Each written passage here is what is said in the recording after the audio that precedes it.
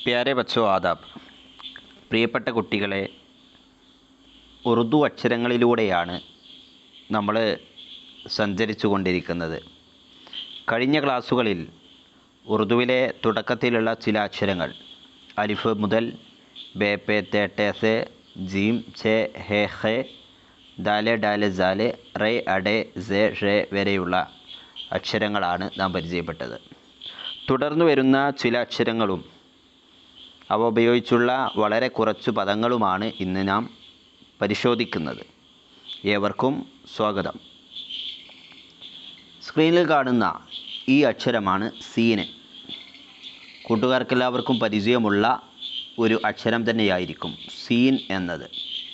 വളരെ സിമ്പിളായിട്ട് നമുക്കിത് എഴുതി നോക്കാവുന്നതാണ്. സീൻ എന്നതിൽ എങ്ങനെയാണ് എഴുതുന്നത് എന്ന് ശ്രദ്ധിക്കൂ. ഇങ്ങനെയാണ് സീൻ എഴുതുക. ആദ്യം ഒരു ചെറിയ കുളത്ത്, രണ്ടാമത് അതുപോലെ ഒന്ന്, മൂന്നാമത് താഴോട്ട് ഇറക്കി എഴുതണം. ഇങ്ങനെയാണ് സീന് എഴുതുക.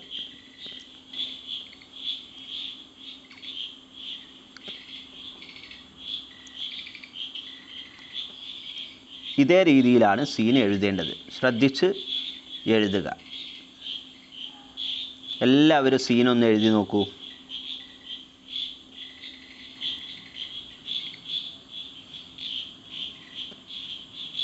സീൻ എഴുതി അല്ലേ? ഇനി നമുക്ക് അടുത്ത അക്ഷരം ഏത് ആണ് എന്ന് നോക്കാം. സീന് പോലെ എഴുതി സീനിന് മുകളിൽ 3 പുള്ളികൾ. സീന് പോലെ എഴുതി സീനിന് മുകളിൽ 3 പുള്ളികൾ ഇട്ടാൽ ഷീൻ എന്ന അക്ഷരം ലഭിക്കുന്നു. ഷീൻ എന്നതാണ് അക്ഷരം. ഏതക്ഷരം? ഷീന്. എങ്ങനെയാണ് എഴുതുക? സീന് പോലെ ആദ്യം സീൻ എഴുതുന്നു. സീൻ എഴുതി കഴിഞ്ഞതിന് ശേഷം 3 പുള്ളികൾ മുകളിലിടുന്നു. മുകളിലിട്ടാൽ അക്ഷരം ഏതാണ്? ഷീൻ എന്ന അക്ഷരം ലഭിക്കുന്നു. സീന്, ഷീന് എന്നീ 2 അക്ഷരങ്ങൾ നമ്മളിപ്പോൾ പരിചയപ്പെട്ടു. കൂട്ടുകാർ ഇതുപോലെ ഷീനൊന്ന് എഴുതി നോക്കൂ. അക്ഷരം, ഈ അക്ഷരമാണ് സ്വാദ്. അക്ഷരം ഏതാണ്? സ്വാദ്. എങ്ങനെയാണ് സ്വാദ് എഴുതുക? ഓക്കെ, വളരെ പെട്ടെന്ന് നമുക്ക് സ്വാദ് എഴുതാം. ഈ രീതിയിലാണ് സ്വാദ് എഴുതേണ്ടത്.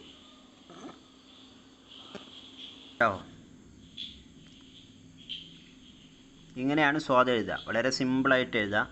ഇവിടെ നിന്ന് ഇങ്ങനെ തുടങ്ങി ഇങ്ങനെ നേരെ കൊണ്ടുവയ്ക്കുക. എന്നിട്ട് താഴോട്ട് ഇറക്കി എഴുതുക.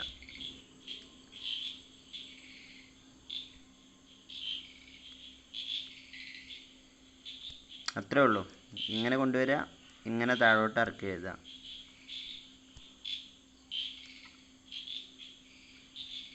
ഇങ്ങനെയാണ് സ്വാദ് എഴുതുക. ഓക്കെ, റെഡിയല്ലേ? സ്വാദി എന്ന അക്ഷരം നമുക്ക് അതുപോലെ തന്നെ എഴുതാം. ഇങ്ങനെ എഴുതിയിട്ട് ഇങ്ങനെ എഴുതുക. മുകളിൽ എന്ത് ചെയ്യുക? ഒരു പുള്ളി ഇടുക. മുകളിൽ പുള്ളി ഇട്ടാൽ സ്വാദായി. എല്ലാവരും ഒന്ന് എഴുതി നോക്കൂ. ഇങ്ങനെ കൊണ്ടുപോയിട്ട് ഇങ്ങനെ വെക്കുക, ഇങ്ങോട്ട് താഴോട്ട് ഇറക്കി എഴുതുക. സിമ്പിളായിട്ട് ഇങ്ങനെ ശ്രദ്ധിച്ച് നോക്കൂ.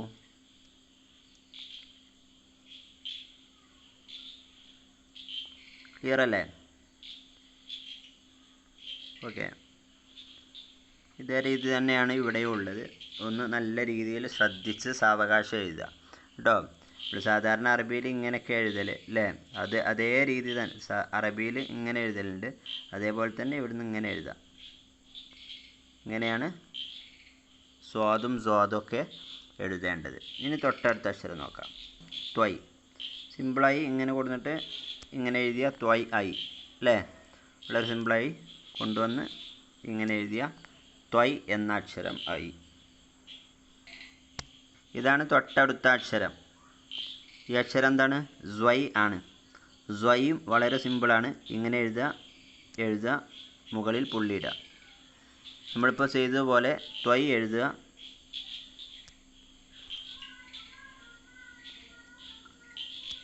ത്വയ് എഴുതുക, മുകളിൽ പുള്ളിയിടുക. പുള്ളിയിട്ടാൽ സ്വയ് എന്ന അക്ഷരം ആയി. സിമ്പിളാണല്ലോ? ഒന്ന് എഴുതി നോക്കൂ. ഇനി നമ്മൾ പരിചയപ്പെട്ട അക്ഷരം ഉപയോഗിച്ചു കൊണ്ടുള്ള ഒരു പദം. അത് നമ്മൾ പരിചയപ്പെട്ടത് ഏതാണ്? സാര എന്താണ് വായിക്കുക? സാര എന്നാണ് വായിക്കുക.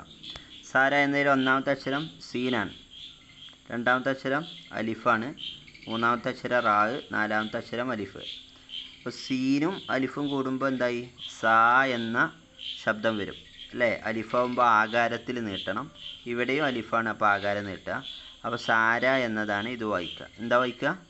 സാര എന്നാണ് വായിക്കുക. എങ്ങനെ എഴുതുക? വളരെ സിമ്പിളായിട്ട് നമുക്ക് സാര എന്ന് എഴുതാം അല്ലേ?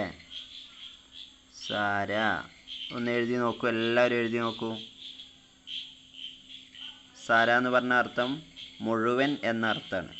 സാര എന്നാൽ മുഴുവൻ എന്ന അർത്ഥമാണ് ഉള്ളത്. അതിലേക്കൊരു താവ് കൂടി എന്ത് ചെയ്യുമോ? കൂട്ടിയിട്ടുണ്ട്. താവ് കൂട്ടിയിട്ടുണ്ട്. ആ താവ് കൂട്ടുമ്പോൾ എന്താവും? സാര എന്നുള്ളത് സിത്താര എന്നാവും. ഓക്കെ,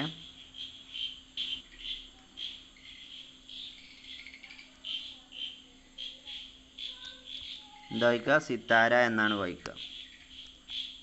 എന്താ വായിക്കുക? സിത്താര. സിത്താര. സിത്താര എന്ന് പറഞ്ഞാൽ നക്ഷത്രം എന്നാണ് അർത്ഥം അല്ലേ? ഇതാണ് അടുത്തത്. ഇതെന്താ? സ്വബർ. എന്താണ്? സ്വബർ. സ്വബർ എന്നതിൽ 3 അക്ഷരമാണല്ലോ. ഒന്നാമത്തെ സ്വ, രണ്ടാമത്തെ ബ, മൂന്നാമത്തെ റ. സ്വബർ എന്നതാണ് ഇത് വായിക്കുക. സ്വബർ. സ്വബർ എന്ന് പറഞ്ഞാൽ ക്ഷമ എന്നതാണ് അർത്ഥം.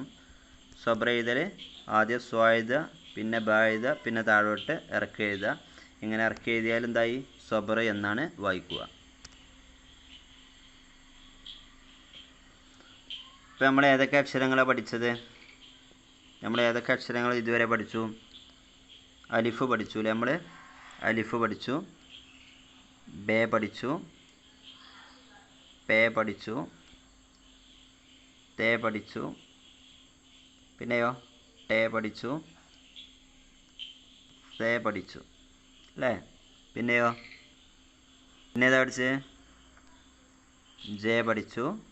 ജെ ആണോ? അല്ല, ജീമ് പഠിച്ചു. ചേ പഠിച്ചു, ഹേ പഠിച്ചു, ഹേ പഠിച്ചു. പിന്നെയോ ദാല്, ഡാല്, സാല് അല്ലേ? പിന്നെ റേ, അഡേ, സേ, റേ. വീണ്ടും ഇന്ന് നമ്മൾ പഠിച്ചത് സീന്, ഷീന്, സ്വാദ്, സോദ്, ത്വയ്, സ്വയ്. ഇത്രയും അക്ഷരങ്ങളാണ് നമ്മൾ ഇതുവരെ പഠിച്ചത്. എല്ലാവരും ഓർത്തെടുക്കുക, നന്നായി മനസ്സിലാക്കുക. തൊട്ടടുത്ത അക്ഷരങ്ങളുമായി നമുക്ക് വീണ്ടും കാണാം. ശുക്രിയ. ഖുദാ ഹഫീസ്.